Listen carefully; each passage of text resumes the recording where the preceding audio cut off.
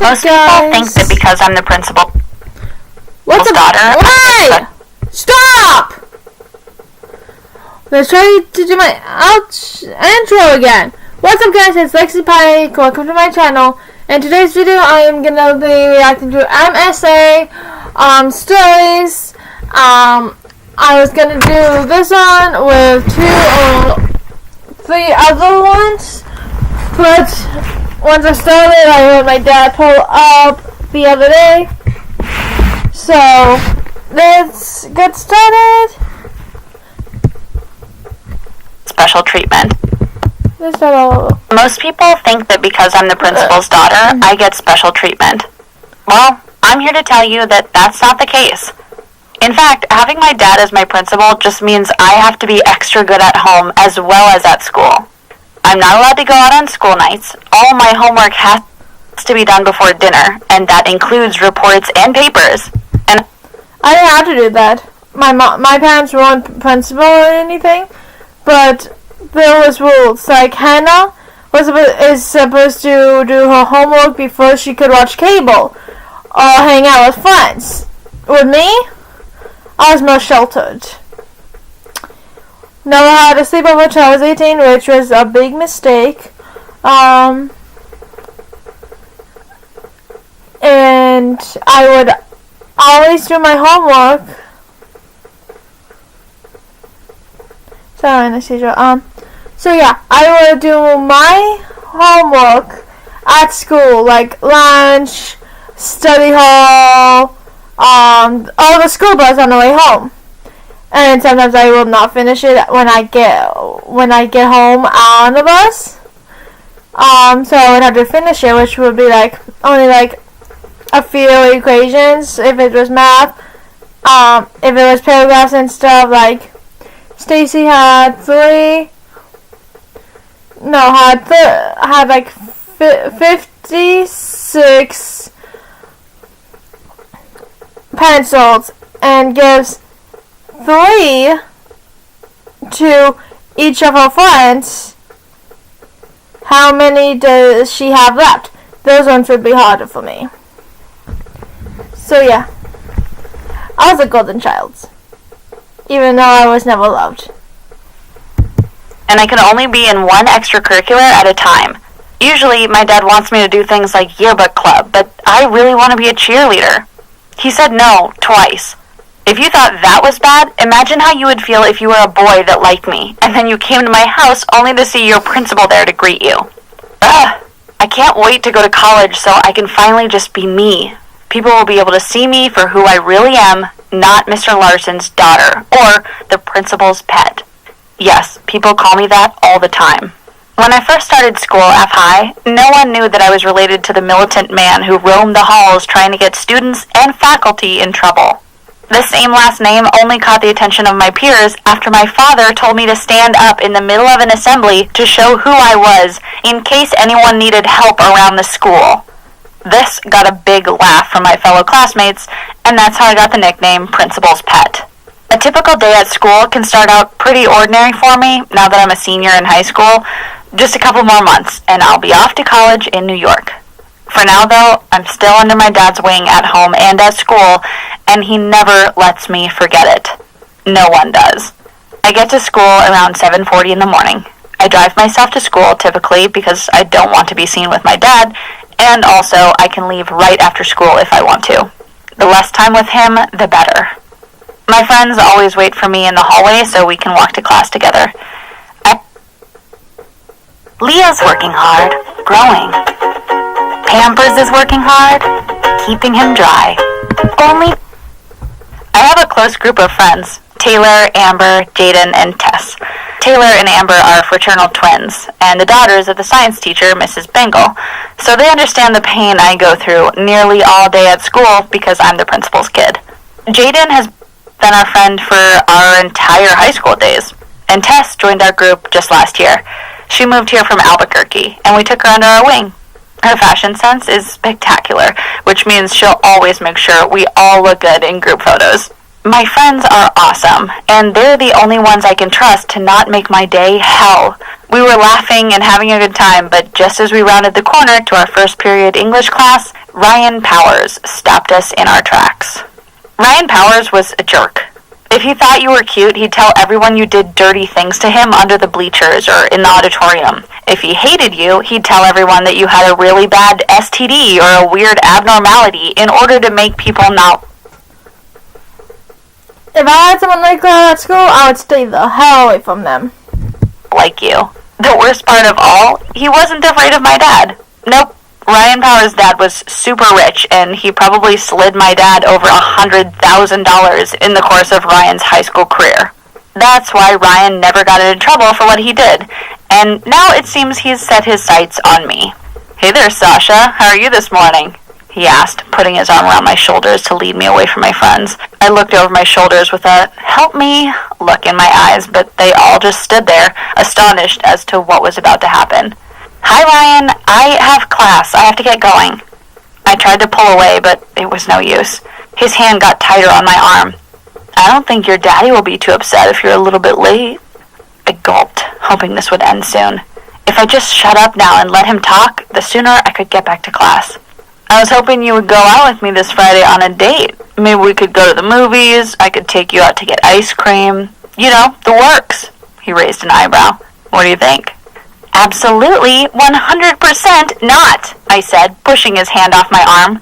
"What? I told you, you don't have to worry about your dad. Come on, Sasha, you know I've liked you for like 5 years. I scoffed. "You like everyone, and besides, it doesn't matter if I go on a date with you or not. You're going to tell everyone that we did things we didn't do. I don't want that on my shoulders. Also, you're just plain mean to everyone. I would never date a guy who's such a jerk." He looked at me confused. "I would never speak ill of you, my darling. You are gorgeous, and I don't know what you've heard, but I never talk bad about anyone." Just looking at Ryan, you would believe him wholeheartedly. He looked like America's sweetheart, a purebred, blonde-haired, blue-eyed boy, except he was not a good person. You could almost see it in his eyes if you stared too long. I couldn't help but chuckle. "Get a life, Ryan," I said, before turning and heading back to my class just in time for the bell to ring. As the door was shutting to my classroom, I heard Ryan say matter-of-factly, "You're going on a date with me Friday." I sat down in my chair and was just about to tell Jaden what happened when the teacher came in. I ended up writing her a note instead. It said, "Jaden, you will not believe what just happened to me in the hallway. Ryan asked me on a date. No, he actually told me we were going on a date. What do I do? Sasha." What I would do if my friend was to go out on a date with this guy who lies, I would allow her to go. But I'll make sure she's recording every single sound and conversation they have to expose him if he starts lying. I passed the note over to Jaden, and as soon as she was done reading it, I knew, because she let out a gasp that could mean nothing else. I saw her furiously scribbling. We were supposed to be taking notes for our class, but I knew she was begging me for more information, and probably passing my note to the others in the group. When she passed her note to me, I opened it quickly. "Sasha, you cannot be serious right now. Tell your dad, tell your mom, scream it from the rooftop that you're not going on a date with that loser." Jaden. I really wasn't sure how I was going to pull this off, but an idea was coming to me. You would think after that, today couldn't really get much worse. However, as soon as I was heading to my second class, I got called to the principal's office. That's right. My dad called me over the loudspeaker for everyone to hear, except he didn't say my name. Of course not. He said, and I quote, "My daughter needs to come to the office now." Since I'm his only daughter and his only child in the school, I knew he meant me. My face turned red as all eyes swung over to look at me in the hallway. Everyone was curious to know what I did, unless Ryan already told them we were making out before first period, which I'm almost sure he had. I hope this had nothing to do with him. To say I was a little scared would be an understatement. I never had to go to the principal's office for anything other than to ask my dad a question for a teacher, or, just to say hi because I'm super close with my dad. I've never been in the principal's office because I've never gotten in trouble. And I had no idea what I did now. I was sure I would find out soon. The next class I had was math, so I didn't really mind missing it. On my way to the office, I tried to avoid the hall where the popular kids hang out, I didn't want anyone to see me heading that way. They may ask too many questions or laugh and call me principal's pet, PP for short. When I got to the office, my dad ushered me inside and shut the door. He even locked the deadbolt tight. He sat down on the chair and offered me the seat across from him. Before he could even say hello, I asked, "What am I doing here?" My dad chuckled a little and said, "I've got a proposition for you, Sasha. Ryan's father called me earlier today, and he said that his company would donate $10,000 to start building the new gym if my daughter went out on a date with his son."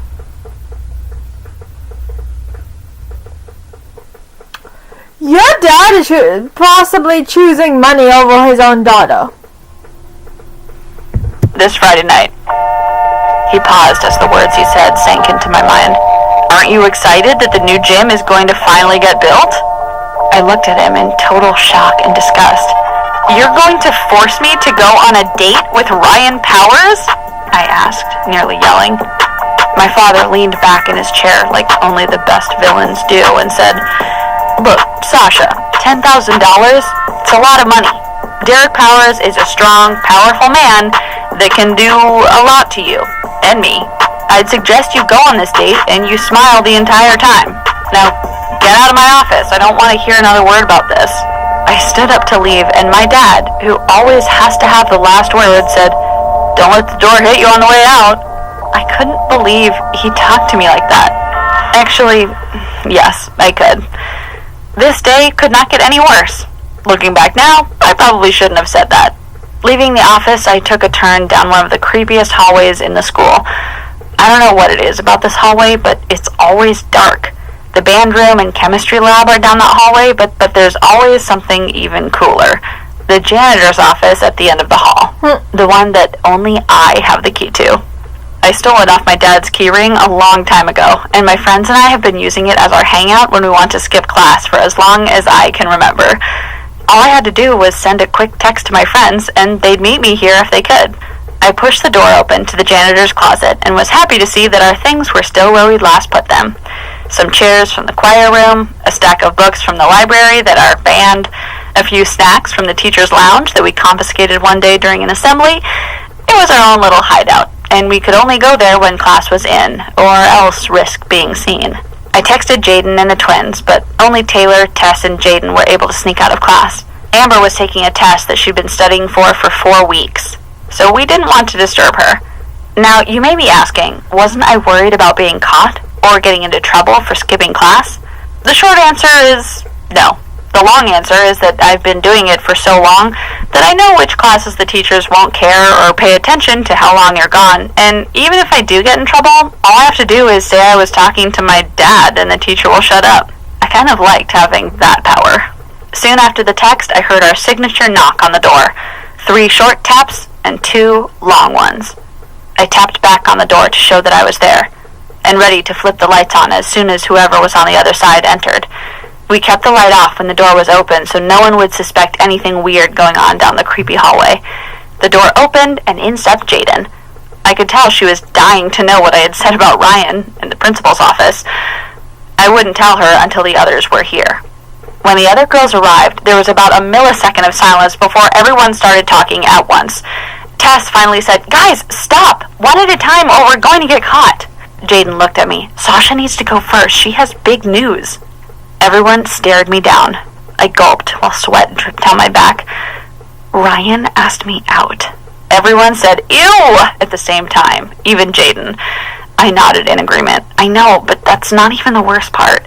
I got pulled into my dad's office. He's making me go out with him on Friday for 10 grand. The room was silent. Then Jaden shrugged and said, "Well, I mean, last time it was 5 grand, so you're getting more expensive." She nudged my shoulder to show she was joking. "What am I going to do?" I groaned. "There's only one thing you can do," Taylor interjected. "Go on a date with him and make him so miserable he'll be begging his dad to pay your dad $50,000 to keep you away from him." I smiled. I like this idea. As much as I've said I don't like being the principal's daughter, it does come with its own perks. Like, of course, my secret hideaway, and the fact that I knew where all of the security cameras were.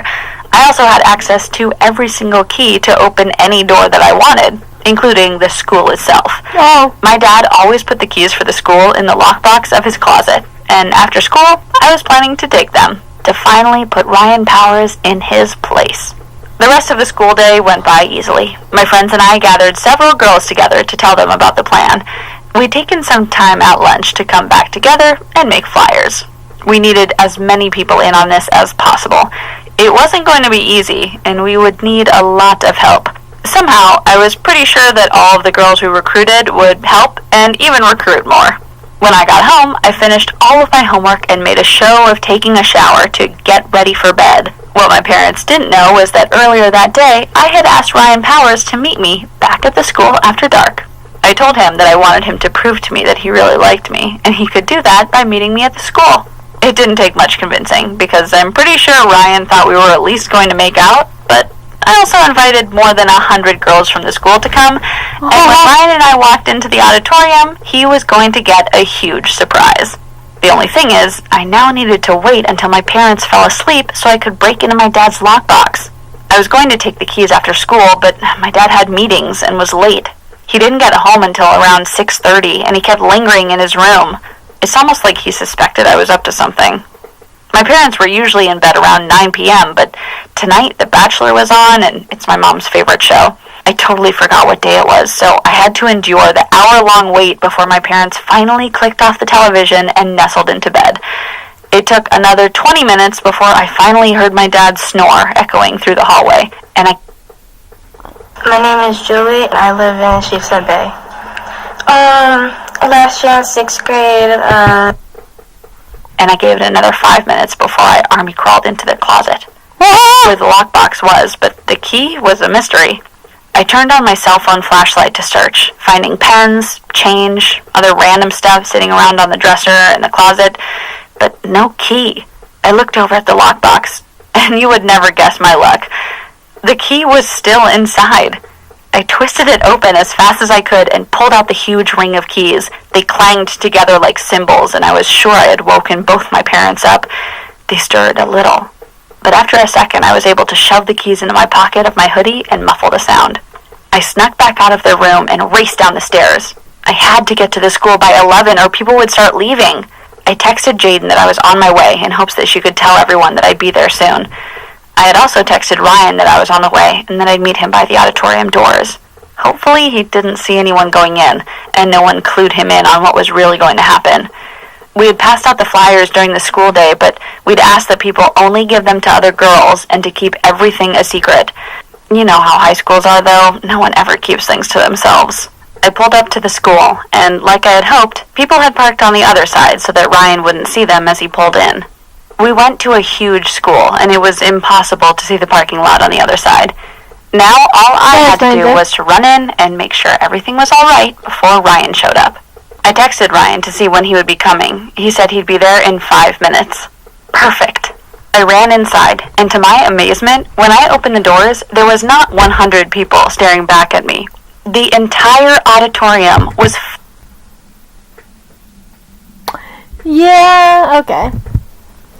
filled up with girls, many holding signs that said a word that Ryan had called them, others wearing shirts that had the words written on them. Tessa's camera was rolling. My mouth was agape. I had never seen this many people in one room. Surprisingly, everyone was silent. At that moment, I decided to break the silence and tell everyone how happy I was that they came, and that I needed them to be ready because Ryan was coming soon. The lights went out as soon as we saw headlights pull down the road. It was nearly 11:30 p.m., and there weren't a lot of people driving down the road at this hour, so we knew it had to be him.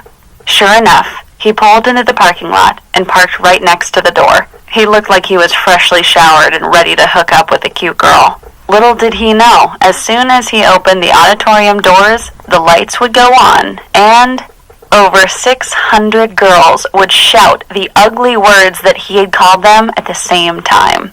Some threw things at him. We didn't tell them to do this. And some even shot Nerf gun darts at him. We didn't tell them to do this either, but I wish I would have thought of that. The smile that was on Ryan's face disappeared as soon as he saw everyone in that room. He turned to leave, but Amber and Jaden stood in the doorway with their arms crossed.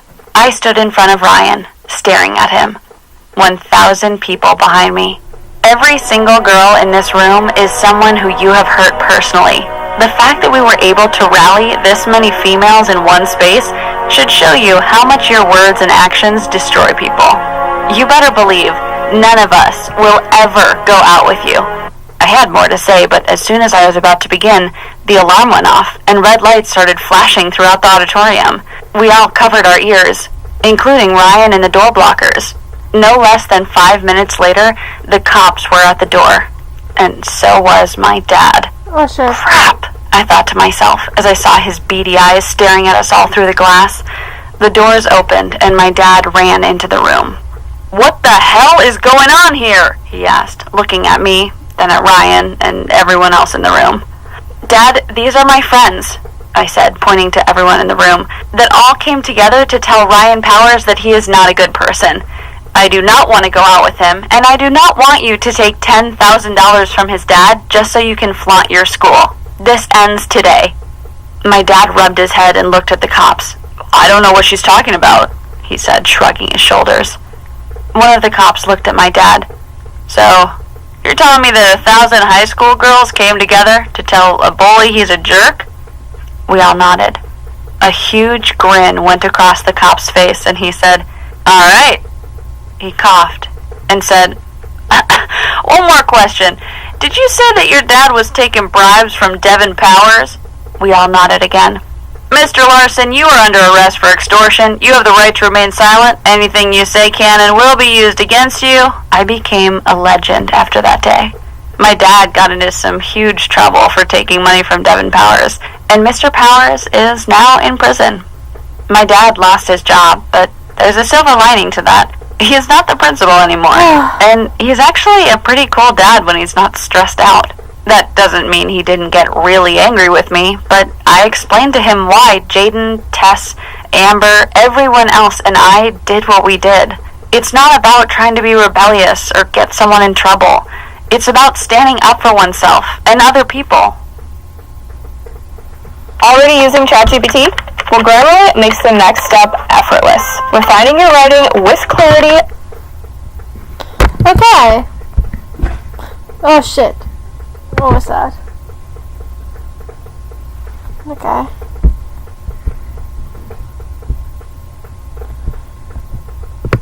I was gonna have a feeling because it looked like it said it wasn't recording. Okay, so I finished this one. Okay.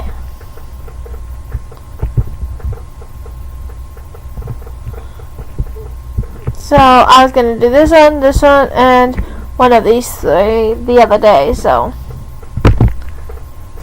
We never found my kidnapped sister. I woke up in the hospital room to my parents talking. Once I opened my eyes, they let out a sigh of relief. Dad whispered, "Thank God," and my mom cried from happiness. I said in a comforting tone, "I'm fine, guys. It's a minor accident. I fell off a tree yesterday and they brought me here." And while we were talking, a friendly nurse came into the room. She wanted to check my vitals. But for some reason, my parents couldn't stop staring at her. They kept looking to the point she felt uncomfortable and said, "I'm sorry, is there something wrong with my face?" But my parents didn't respond. It was like they got hypnotized or something, so I said, "Oh no, they're just a bit shocked. I'm their only child. They were scared for me." And then I turned to them and said, "What's wrong with you today?" But they never paid me any attention. They kept staring at the nurse. I was really embarrassed by them. I've never seen them act like that before. And as soon as she finished her work and got out, I yelled, "Mom, Dad, what the hell was that?" My dad shocked me by saying, "I think we just met your kidnapped sister." Wait, what?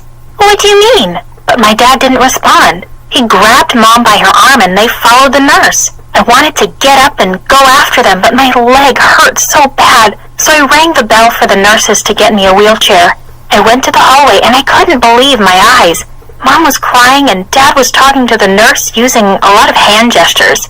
He was clearly emotional. I came close and heard them mention a DNA test. What? That fast? Are they going to ignore the fact that I have no idea about this kidnapped sister? I got sick of waiting for them to explain, so I went back to my room, waiting for answers. A couple of hours passed until my parents showed up. I yelled as soon as I saw them. I need to know everything right now. Dad explained that I had an older sister, Maria, who got kidnapped 10 years ago. I was 10 at that time. How come I don't remember anything about her? I asked Dad. I was 10. Mom answered nervously. That's because you had a post-traumatic disorder. Losing her caused you so much pain that your brain deleted all your memories about her. You loved her so much. 2 years after her kidnapping, my parents lost all hope of finding her.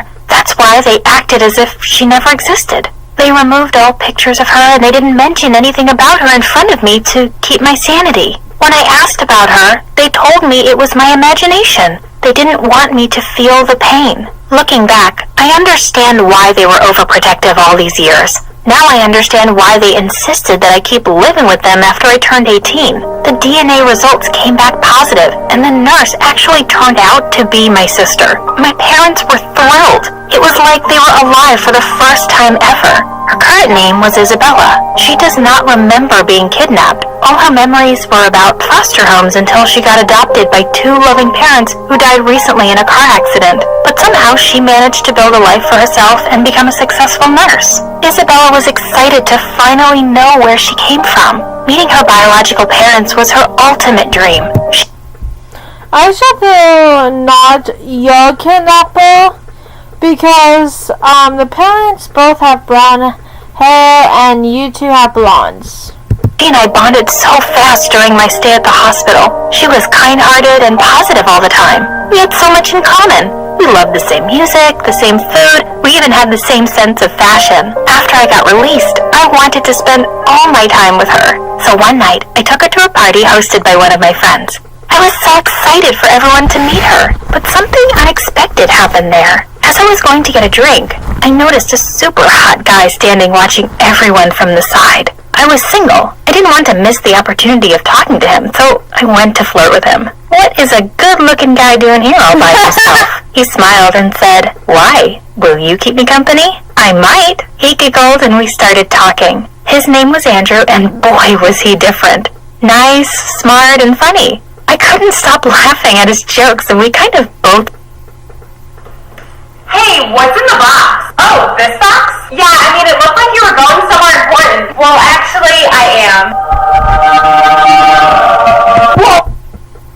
Both lost track of time until Isabella came after she saw us together. I said cheerfully, "Hey sis, I want you to meet Aunt..." Isabella smiled and immediately hugged Andrew. No introduction needed. We know each other. I was surprised to hear this, but I learned quickly that they used to date. My heart stopped and I looked at Andrew. He too looked disappointed after knowing that Isabella is my sister. They both started chatting about things I know nothing about. I felt like the third wheel. I looked at Andrew. I really liked him, but I don't think it's appropriate now to ask him out. On our way home, Isabella and I were dead quiet in the taxi. I wanted to ask her if she'd be okay with me going out with Andrew. I mean, I didn't know they were together, and I only knew I had a sister like 3 weeks ago. "Isabella, would you mind me dating Andrew? I really like him." Isabella stared at me for a few moments, and then said, "No, he's all yours." I hugged her and said, "Oh, thanks. You are the best sister I could ever have."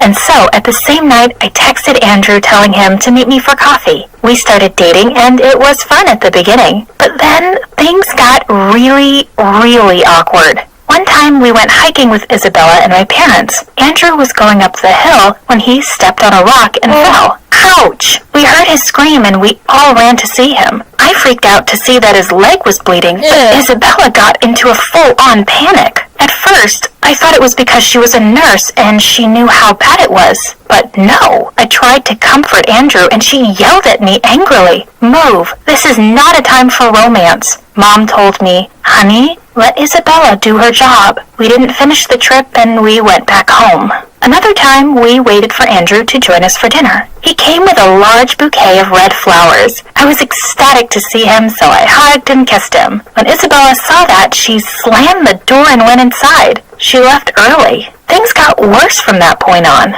Isabella refused to stay in the same room with Andrew and me.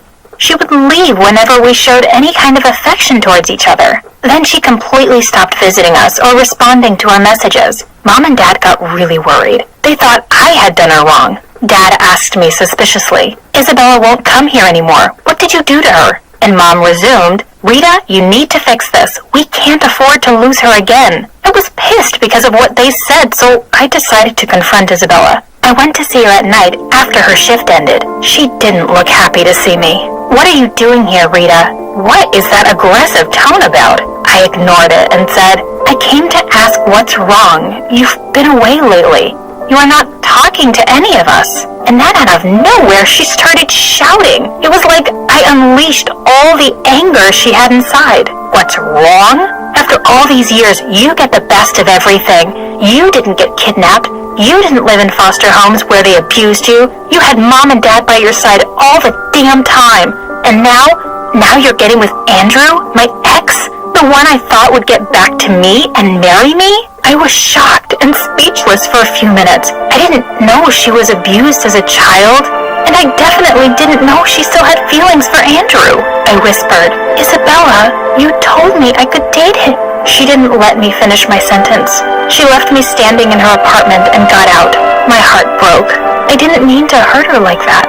I waited for her to come back so we could talk, but 3 hours passed with no sign of her at all. I went home, and when Mom saw me, she asked fearfully, "So, did you talk to her?" I had to lie, so I said, "Yeah, Mom, Isabella is busy. She's got loads of work. She'll be visiting soon." I left my mom and went to my room thinking of the mess I just created. I know it's not my fault that Isabella got kidnapped a long time ago, but I still felt guilty knowing I had the perfect childhood and she didn't. If I continue to see Andrew, Isabella will get out of our lives. My parents will be devastated forever. I couldn't sleep that night. Morning came, and I made my decision to break up with Andrew. I sent him a message that we need to meet. He told me to come to his apartment, but when I saw him, I couldn't say those words. We were too in love with each other. He asked me, "What's going on?" And I just said awkwardly, "Oh, nothing. I just miss you." He smiled and kissed me, and then we went to his bedroom. I don't think I need to tell you what happened next. But when I got home that night, I noticed that Isabella's car was outside. Did she forgive me? I went in thinking she must have gone back to her senses and she wants to make things right again. But oh no, she told Mom and Dad about me and Andrew. She told them that I stole him from her. Mom was furious. "Is this how you repay your sister? She took care of you at the hospital." I wanted to keep my mouth shut and not make things worse, but Isabella was standing there with a sneaky look in her eyes, like she won. I couldn't bear it. And what was she thinking anyway by going to my parents? Were we 5-year-olds fighting over candy? "So," I said in a challenging tone, "actually, I just got back from Andrew's. We had the best time. And oh, get ready, sis, you are going to be an aunt soon." Mom was speechless, and Isabella's face turned. One night, and she's pregnant, I'm guessing. Oh, she's just lying. Dark red. I could feel that she wanted me dead at that point. I was lying. I just wanted to get under her skin. Isabella didn't say anything. She grabbed her purse and left. Mom turned hysterical. She started yelling at me. "How could you do this? She's your sister." And I was pissed. The more she said, "She's your sister," the more I hated her. I hated the fact that I couldn't remember anything about her. At 3 a.m. in the morning, I got out of my room. That explains why the title says, "I wish we never found my kidnapped sister." I was so thirsty, so I went to the kitchen. But on my way there, I saw a light coming from the library room. It was Mom reading some papers. She was holding her head in her hands like she had a headache. Then 5 minutes later, she turned the lights off and went to her bedroom. I had to see them. I mean, Mom looked uneasy when she was reading them, and what I saw shocked my entire world. They were my adoption.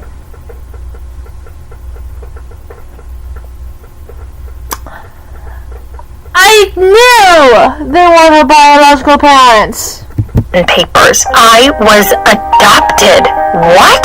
Was that the reason I couldn't remember anything about Isabella? She was already kidnapped when my parents got me?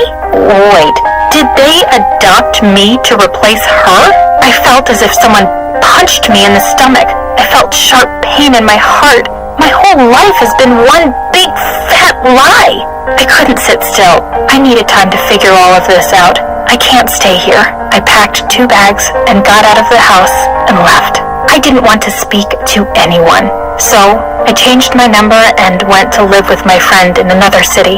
The only thing that I missed while I was away was my parents. Although they lied to me, I couldn't ignore the fact that they loved me and took care of me all those years. So, 2 years later, I went back home to see them.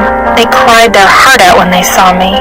As for Andrew and Isabella, they never got back together. When I left, Andrew started dating another girl. Isabella, on the other hand, stayed single. We are working on a relationship now. Wish us the best. What do you think of my story? Tell me in the comments down below. Don't forget to subscribe to the channel. Okay.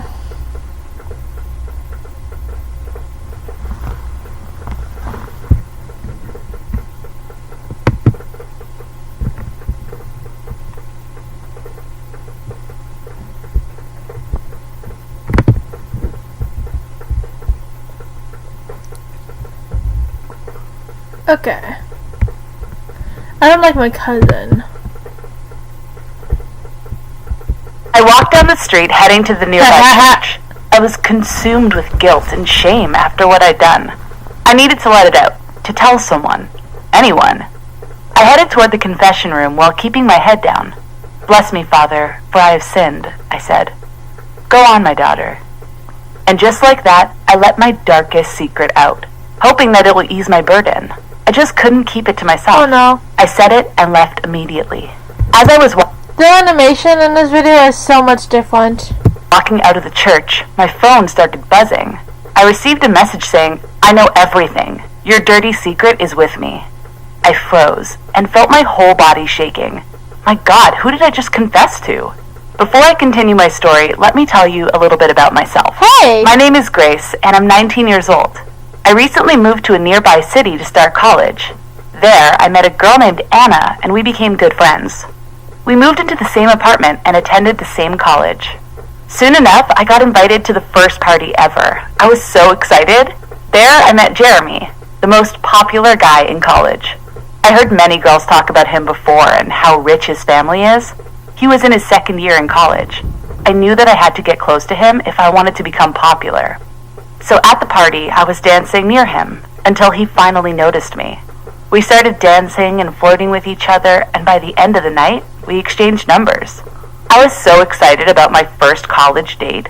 Anna was excited for me too. She kept pushing me to invite Jeremy over, and that's what I did. We started hanging out at my place.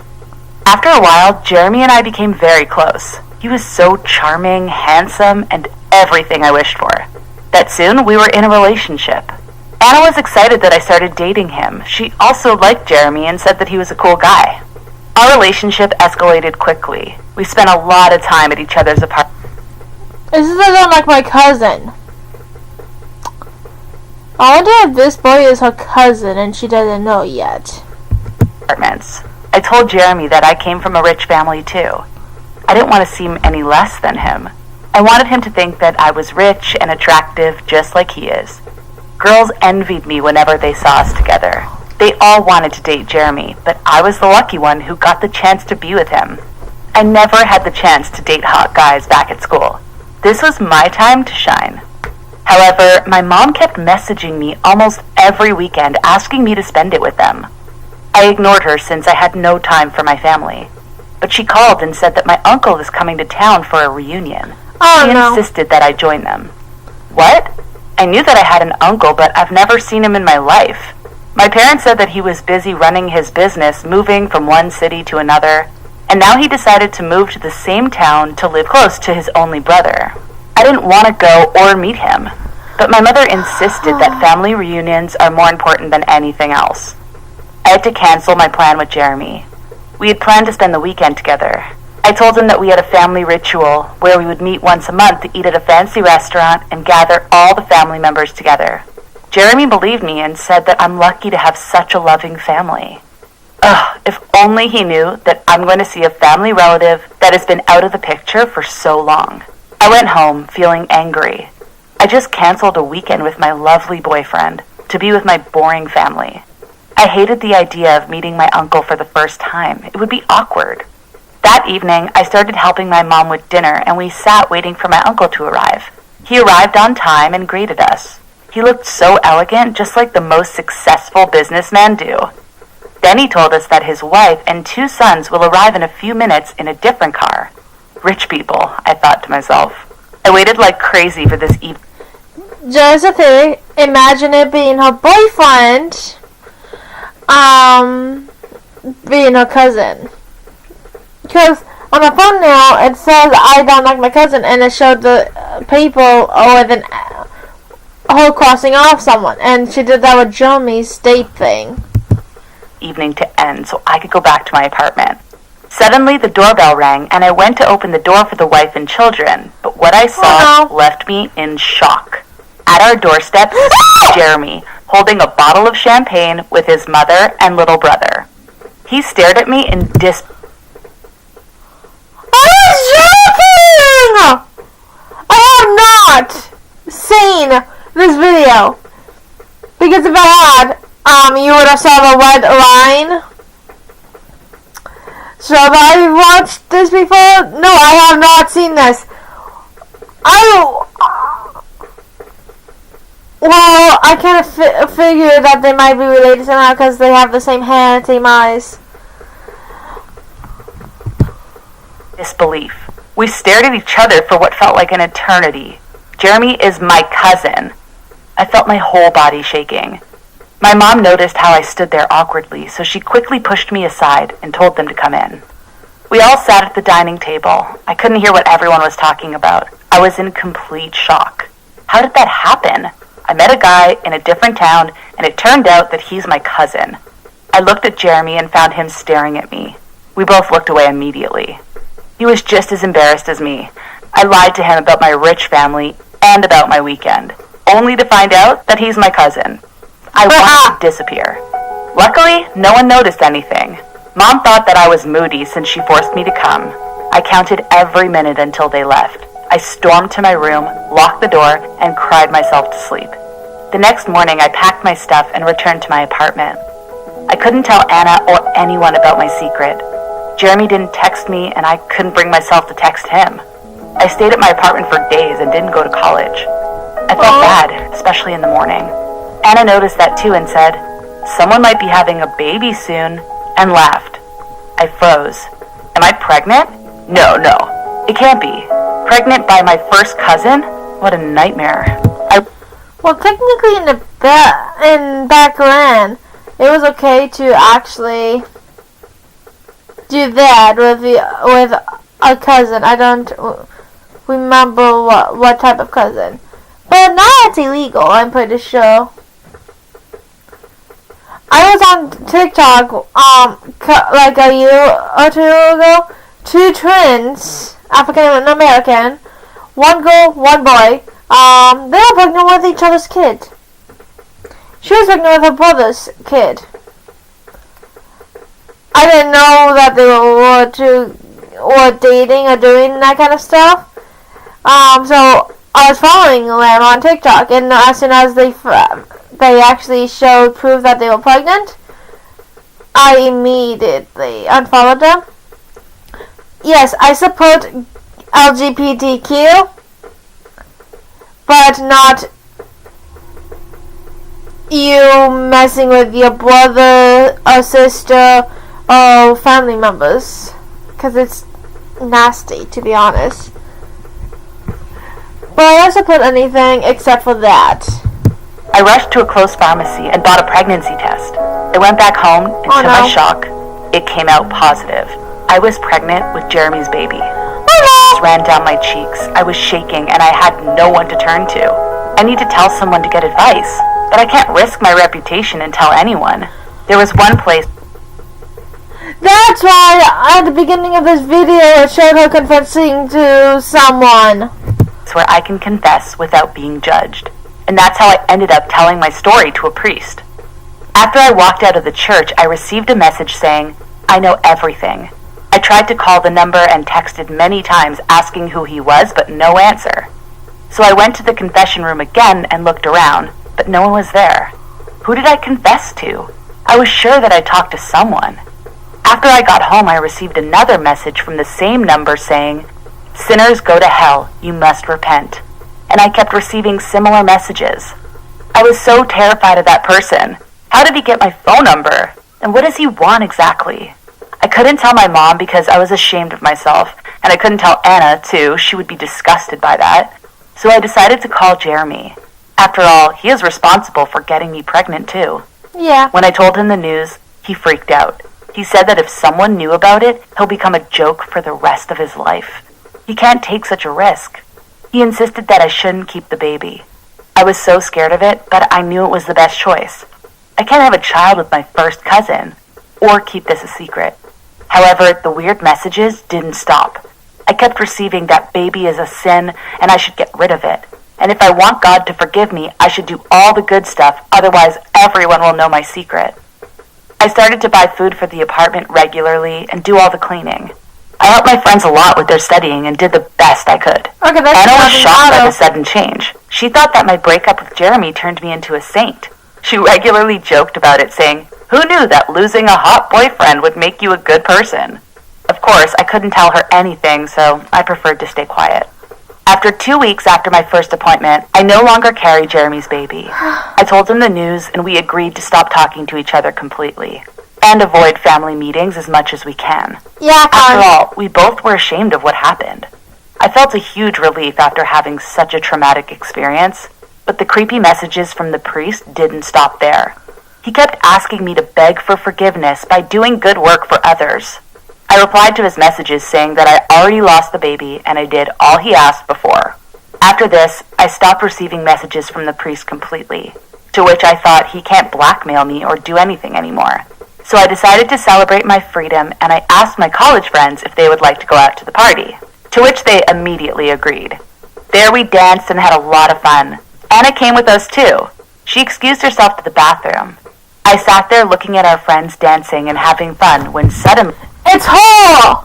It is fucking whole! I felt something vibrating next to my leg. I looked down and saw Anna's phone. It was unlocked, clearly. She didn't notice. I glanced at the phone once again. I felt a sudden urge to take a look at it, so I took it and went straight to the messages. What I saw left me in complete shock.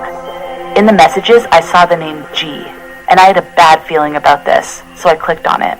There were all the messages from the priest. Anna was the priest this whole time. She knew everything all along and kept threatening me. I felt the blood rushing through my veins. I stormed to the bathroom where she was to get an explanation. She was still washing her hands. I showed her the phone and yelled, "What is this? It was you. Why did you do it?" Her expression changed quickly and she yelled back, "I liked Jeremy from the beginning, but you stole him first. When I saw you entering the church, I was about to tell you that I liked him, but I followed you inside, and what I heard there changed everything." I was shocked. The girl who I thought was my best friend betrayed me. She made me do all the things on purpose. Anna continued, "I wanted you to suffer just like I did because you stole the man I like, but you got what you deserve by dating your own cousin." I couldn't believe how mean she was. I left the party and went to my apartment. I packed my things and took the first bus to my hometown. I could never forgive her, so I started looking for a new apartment. I couldn't believe that the one person I trusted the most betrayed me. I blocked them both on my social accounts, and I stayed home for 1 week before moving to a new apartment. When I returned to college, I was shocked to see Anna and Jeremy together. Apparently, she succeeded in seducing him. I turned my head whenever I saw them. I decided to focus on my studies and future. What do you think of my story? Leave a comment down below. It was not okay. Yeah. I'll be okay if you accidentally dated a relative, not if you didn't know that they were related, because a lot of times that does happen. That's why I tell my dad, hey, at least I've dated guys that aren't my brothers because I'm adopted. So any guys I've dated could have been my brothers. Or sisters. So he was like, yeah, good thing. Because I have 7 siblings. Some of them are on the same age as me, but older. So yeah. Okay. One more, maybe?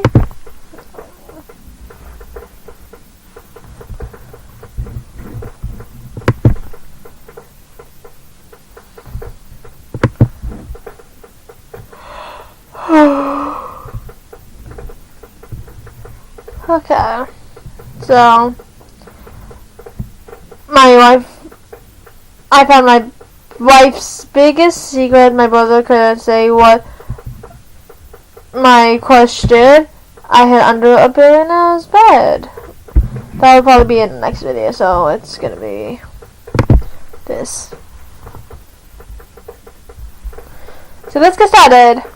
Critics and audiences are cheering for Avatar Fire and Ash, and they can't wait to see it again and again. Show me how to... I haven't even seen the other new one. Hey, I'm Dean, and I'm a proud father of 4. Of course the name's Dean, my stepdad's name. But last year, something terrible happened, and I almost lost all my children. Me and the kids were on holiday in Beijing. It was kind of chaotic. The children were 7, 5, and 4-year-old twins. Over our first week, we went to the Great Wall and we explored palaces and parks. That day, we were in the busy city center, and the kids were tired and hungry. I was out of snacks and they couldn't wait. I looked around and saw a stall selling some street food. We walked over to it and I sat the kids down on a bench while I paid for the food. But when I turned, the bench was empty. My kids were gone. I looked around and couldn't see them anywhere. I went back to the stall when I felt someone stab me. I immediately fell down unconscious, and when I opened my eyes, I was laying on the ground at the same place where I felt like someone had stabbed me. I got up and ran to the bench where I left my children, yet no one was there. I started calling out their names, but there was no answer. I started to feel sick in my stomach. Where were they? I dropped the food and started calling their names as loud as I could over and over again. I stood on the bench and looked around. There were people everywhere, but I couldn't see my children. Then I saw something in the distance. It was a little girl from behind wearing a red coat. It was Lily, my youngest. She was being led down a side street by a stranger. I jumped off the bench and ran in that direction. I knocked over someone's shopping trolley and their food went everywhere, but I didn't stop to help. I pushed through a crowd of tourists and ran across a busy road, dodging cars and rickshaws, and headed down the side street. I ran down it. And then I saw a man leading my little girl away. I ran up to the girl and grabbed her off of him only to realize that it wasn't Lily. Oh. It was a girl around the same age who started screaming and crying. The man pulled her away and started shouting at me. I was too shocked to respond. He punched me in the face and I fell down and hit my head. When I woke up, it was dark. I was disoriented and I had no idea where I was. Yet, all of a sudden, it all came back to me. And I remembered that my children were lost, and I had to find them. Then, I remembered I was in an unfamiliar country, and my children were lost. I sat on the floor in pain, wishing that all of this was just a nightmare that would end as soon as I wake up. Unfortunately, it wasn't. When I snapped back to reality, I got my phone out of my pocket and called the police, but it wouldn't connect. I was dialing 999 like I would in the UK. I didn't even know how to... 999 is 911 in the UK. 911 is in America. Call the Chinese police. I ran back into the city center, found a public security station, and went in. I was shouting and crying at the same time, and the worst thing was that they didn't understand what I was saying. Eventually, I was taken into an interview room and left there. I was anxiously waiting for someone to come and speak to me. I waited for a long time, however, no one came. I went to the door and was locked in. Minutes felt like hours. I was extremely nervous and I began to lose my mind, until someone finally opened the door. It was a policeman and a translator. I explained to them what had happened. I was asked for a description of the children, so I gave them lots of photos from my phone to help them with their search. and that was it. They told me to go. I went back to the hotel, alone. It was now the middle of the night, too late for me to go and look for them. And it was too late for me to call their mom and tell her what had happened. You see, their mom was due to fly out and meet us in 2 days. She was so proud of me taking the children abroad by myself, and I had failed her. The next day I tried to call her, but it went straight to voicemail. I couldn't tell her what had happened in a message, so I just asked her to call me back. Then I had a thought. I remembered that Sue's sister, Lee Na, was living in Beijing and works at a bank. I sent her a message and told her she had to meet me. We met for coffee that morning, but I was too scared to drink. As soon as I saw her, I burst into tears and told her what had happened. She was looking forward to seeing the children. She was surprised and upset at the same time, yet she promised to help. She took the day off work in order to help me find them. We went back to the square with photos and spoke to as many people as possible about the disappearance. Having her there to translate was a great help, but no one had seen them. We went to the police together, and they said that they were doing all that they could. And the best thing I could do was to consult with the British Embassy and make sure that I could be contacted if needed. That night, Sue called me. Breaking the news to her was the hardest thing I had ever done. She was understandably very upset. She told me that she was going to fly out as soon as possible. 48 hours passed since I lost them. I felt helpless. I wasn't able to think, eat, or sleep. I just wanted to make sure that my kids were okay and nothing bad had happened. Lee Na was off work still and helping me. She went to the airport and spoke to security there. I went to the British Embassy immediately so I could get some help. I went to the first person I saw in front of me, begging for help. I started telling him that I had lost my children and I didn't know what to do. The man asked me to calm down and breathe so they could understand what really happened. He talked to someone over the phone and he led me to a room to wait. Suddenly, 2 policemen came in saying, "Dean, you are under arrest in charge of kidnapping your children." I was in shock. I started screaming, "That's nonsense! I came to report their absence and you arrest me instead? Why was I being treated so badly?" A British official came into the room and sat me down. He explained to me that Sue had reported my children missing that morning and had accused me of kidnapping them. I told them that was ridiculous. I had her permission to take the kids abroad and she was due to fly out to join us. To my surprise, I figured out that she told the officer we were separated and she had been kicked out of the family home, forcing her to return to work. She had no idea I was taking the children abroad and was worried about their safety. That was when I really freaked out. I knew that something had happened and I had to find my children. I went running to the door, but I was stopped The woman stole the kids. by the policeman who started shouting at me in Chinese. Soon, there were other policemen restraining me. The next week, I was sent back to the UK where I was placed in a flat, on bail, waiting trial for kidnapping. No one would believe that I was the victim and my children had been taken from me. Sue was interviewed on TV crying for her children to be returned to her. And I couldn't leave the flat as I was so scared that I was going to be shouted at, or worse, attacked. Every day was hard. I kept wondering if the children had forgotten about me. I was there for weeks and weeks, just with my own thoughts. How much had the children changed? Were they safe? Were they even... No, I didn't want to think about that. I was powerless to do anything. I couldn't contact Sue, but I felt so betrayed by her. Why had she reported that I had taken our children? We were happily married, or so I had thought. Maybe she was just as scared as I was. I sat there all alone, when suddenly, I thought I saw things moving. But when I stood up to check if what I saw was real, actually there was nothing. I was sure stuff moved in the reflection of the mirrors, but no one was there. I also heard my name, or weird, unclear voice. I don't know, I'm not sure. The whole thing made me paranoid. I was so worried, so I looked up the symptoms on the internet, and I figured out that these are examples of hallucinations. I was hallucinating. Schizophrenic. Maybe after all, I am a bad father. Sue was right. She did the right thing by reporting me. Thoughts kept revolving in my head. I was losing my mind. I couldn't take it anymore. I kept on blaming myself for not being responsible enough and losing my own children. I deserved everything that was happening to me. I freaked out and doubted myself. I think I have a problem. A mental problem. Yes, I am mentally ill. I kidnapped my own children. Then I cried and I screamed. I kidnapped my children, but I don't remember where they are. My head was about to blow. Sue knew everything. That is why she reported me. I thought I should see her. I have to go and ask for an explanation. I was feeling suffocated.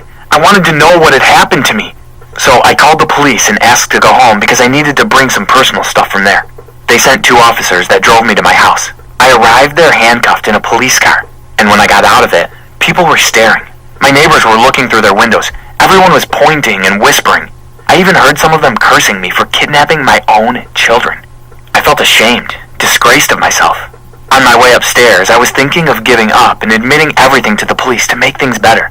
I'm ready to go to jail if my children will return safely to their mother. But first, I had to talk to Sue.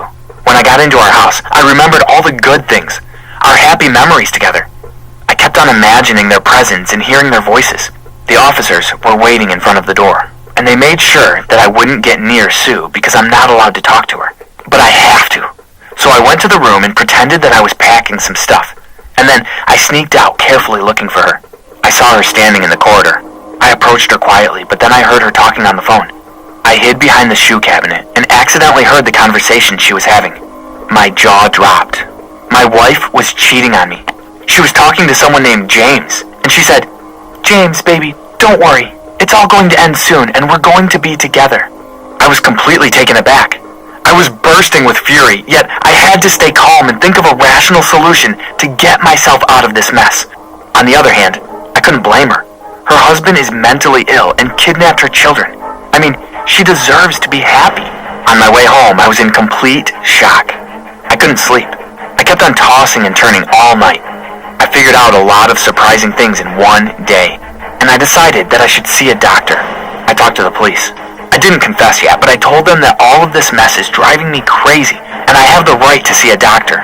And so, I set an appointment at a psychiatrist clinic. Police officers came and drove me there. But for privacy, I went to the doctor's room alone. It was a doctor that worked with my wife a long time ago after she had our first kid. So I was talking to the doctor about what really happened to me.